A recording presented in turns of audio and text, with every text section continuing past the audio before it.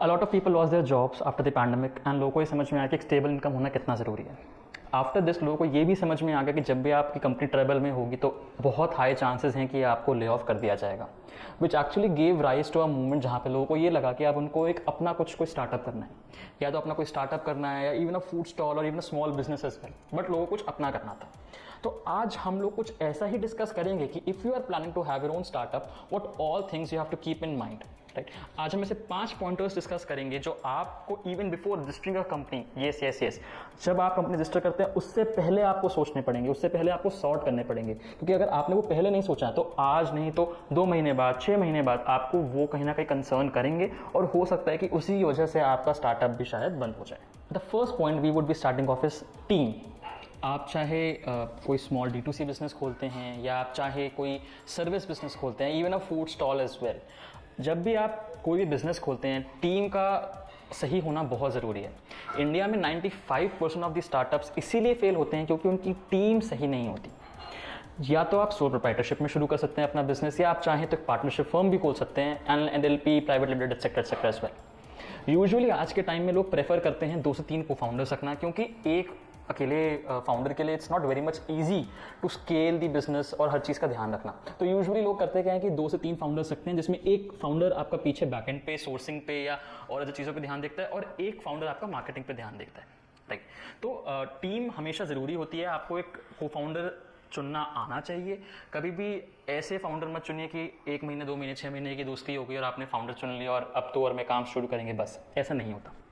जब भी आप कोई को फाउंडर चुनते हैं, यू शुड नो कि वो कैसा बिहेव करता है स्ट्रगल्स में, वो कैसा बिहेव करता है जब कंपनी कभी अगर लॉस में जाएगी तो वो कैसा बिहेव करेगा, राइट. बिकॉज अच्छे वक्त में everyone is there with you, but जब कंपनी स्ट्रगल करती है then lot of people tend to go away, right. तो जब भी आप कोई को फाउंडर ढूंढें, मेक श्योर कि आप उसको थरोली जानते हो, पहचानते हो, आप उस पर ट्रस्ट करते हो और वो उसमें मैनेजरियल स्किल्स हों, वो आपके बिजनेस में उतना ही मोटिवेटेड जितना आप मोटिवेटेड हो. यूजुअली बहुत सारे टाइम ये भी होता है कि जो को फाउंडर्स होते हैं जिसमें एक को फाउंडर बहुत काम कर रहा होता है और एक को फाउंडर है, 2 जो अलग और को फाउंडर्स होते हैं वो बिल्कुल काम नहीं करते. तो वहाँ पे आपको इस तरीके से लगता है कि मैं और वो दोनों सेम सैलरी लेते हैं, बट स्टिल हम लोग काम बहुत इन प्रपोर्शनेट वे में करते हैं. तो ये चीज़ बहुत इंपॉर्टेंट है कि आप लोग दोनों सेम मोटिवेटेड हों अपने स्टार्टअप को लेके, आप उतना ही जीस दिखाते हैं अपने स्टार्टअप के. The second thing is product market fit. आप चाहे सर्विस लॉन्च कर रहे हो या कोई भी प्रोडक्ट लॉन्च करने हो, आपको ये ज़रूर पता होना चाहिए कि आपके उस प्रोडक्ट के मार्केट में खरीदार हैं कि नहीं है. इसमें एक और टर्म आती है टाम, टोटल एड्रेसेबल मार्केट. मतलब कि ये कि आप जो भी प्रोडक्ट लॉन्च कर रहे हैं क्या उसके खरीदार हैं भी मार्केट में या नहीं. मैं आपको एक छोटा सा एग्जांपल देता हूँ. मान लीजिए मैं दिल्ली में रहता हूँ और दिल्ली में मैं एक अम्ब्रेला का बिजनेस खोलता हूँ जहाँ पे बारिश ही पूरे साल में 1 या 2 महीने होती है और बाकी 10 महीने गर्मी, ठंड या कुछ और है जहाँ पे अम्ब्रेला नहीं चाहिए. तो यहाँ पे मेरे को मतलब कि ये कि यहाँ पे अगर मैं प्रोडक्ट अपना लॉन्च करता हूँ अम्ब्रेलास का, तो मैं शायद 1 या 2 महीने तक कमा लूँगा, बट बाकी 10 महीने मेरे पास बिजनेस बिल्कुल भी नहीं आएगा, राइट. तो ये चीज़ आपको पता होना बहुत ज़रूरी है कि जो भी आप प्रोडक्ट निकाल रहे हैं उसकी एड्रेसेबल मार्केट कितनी है. क्या वो 100 करोड़ की इंडस्ट्री है, 1000 करोड़ की इंडस्ट्री, कितनी बड़ी इंडस्ट्री है ये. फॉर एग्जांपल अगर आप कोई फूड स्टॉल भी लॉन्च कर रहे हैं या आप कोई फूड स्टॉल कहीं पे भी लगाना चाहते हैं, क्या उस एरिया में वो प्रोडक्ट, वो फूड खाना प्रेफर करते हैं लोग या नहीं. आपके अगर मोमोज का स्टॉल भी लगाना चाहते हैं इनफैक्ट, तो क्या उस एरिया में लोग मोमोज पसंद करते भी हैं या नहीं. तो आप एक छोटे लेवल से लेकर बहुत बड़े लेवल तक प्रोडक्ट मार्केट फिट अपना फाइंड कर सकते हैं. बट बहुत इंपॉर्टेंट पॉइंट है ये, आप इवन बिफोर रजिस्टरिंग अगेन इस चीज़ को ज़रूर सॉर्ट कर लें कि आप जो प्रोडक्ट निकाल रहे हैं उसके मार्केट में खरीदार हैं या नहीं. The third point is figuring out unit economics. इसका बेसिकली मतलब ये है कि आप जितने भी प्रोडक्ट बेचते हैं उसमें से जो आप एक सिंगल प्रोडक्ट बेचते हैं उस पर लगने वाले खर्चे कितने हैं और उस पर होने वाली कमाई कितनी है.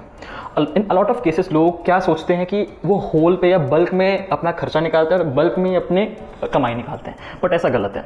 अगर आपको अपने एक प्रोडक्ट की कमाई और एक प्रोडक्ट के खर्चे पता है तो आप चाहे कितना भी बल्क ले लें आप उसका कॉस्ट निकाल सकते हैं. बट अगर आपकी यूनिट इकोनॉमिक्स सही नहीं है तो आप हमेशा अपने बिजनेस में स्ट्रगल करेंगे प्रॉफिटेबिलिटी के लिए.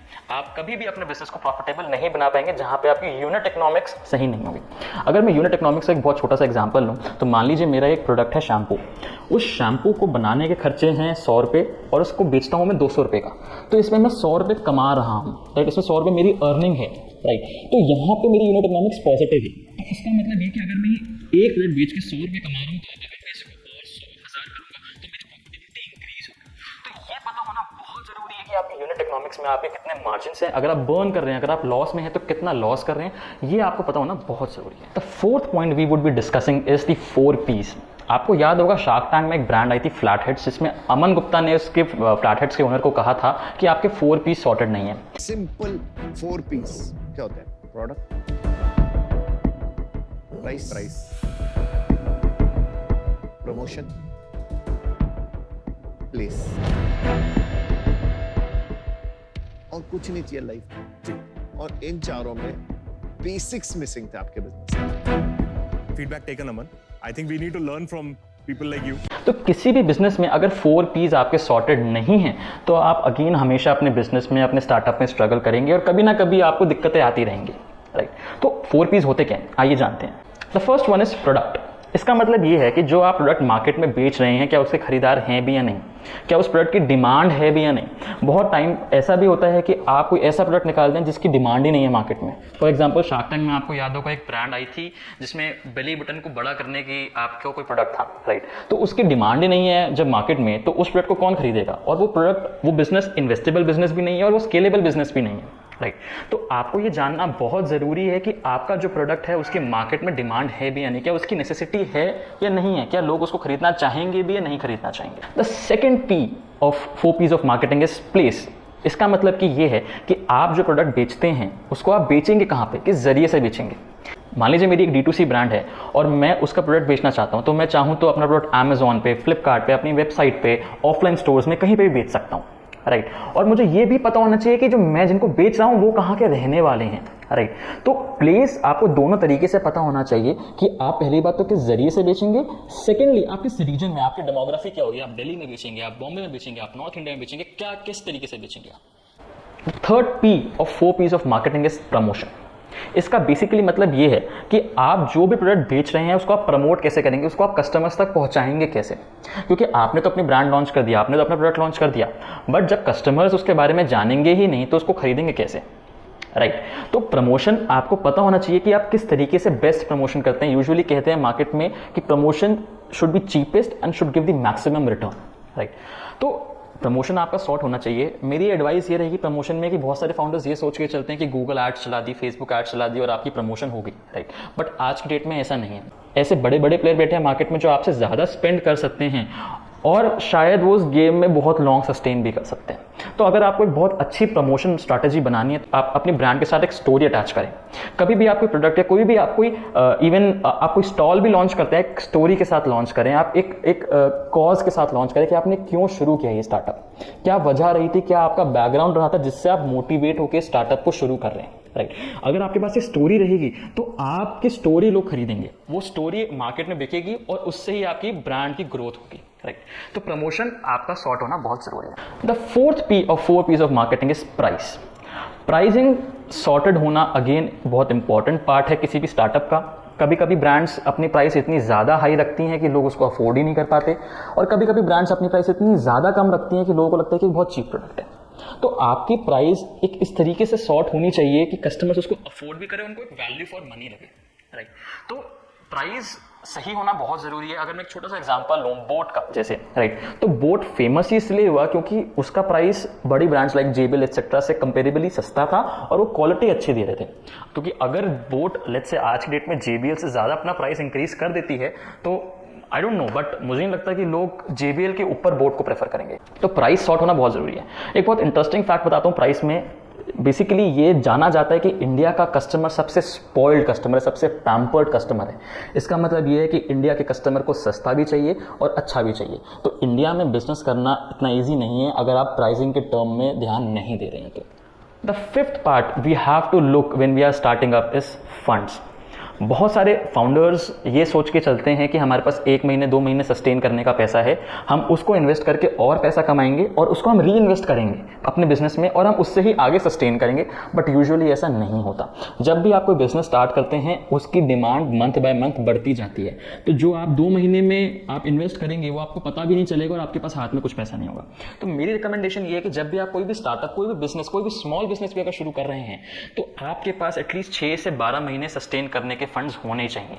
आप मान के ये चलिए कि आपको 6 से 12 महीने कोई पैसा नहीं आएगा, आपकी कंपनी लॉस में जाएगी, तभी आप 13वें महीने शायद प्रॉफिटेबिलिटी में आ सकते हैं। तो अपने फंड्स को पहले से ही सॉर्ट करके रखिए, इंतजार मत करिएगा कि बिजनेस आपको कमा के देगा आप फिर री इन्वेस्ट करेंगे। आप पहले से ही अपने फंड्स को तैयार रखिए बिजनेस शुरू करने से पहले।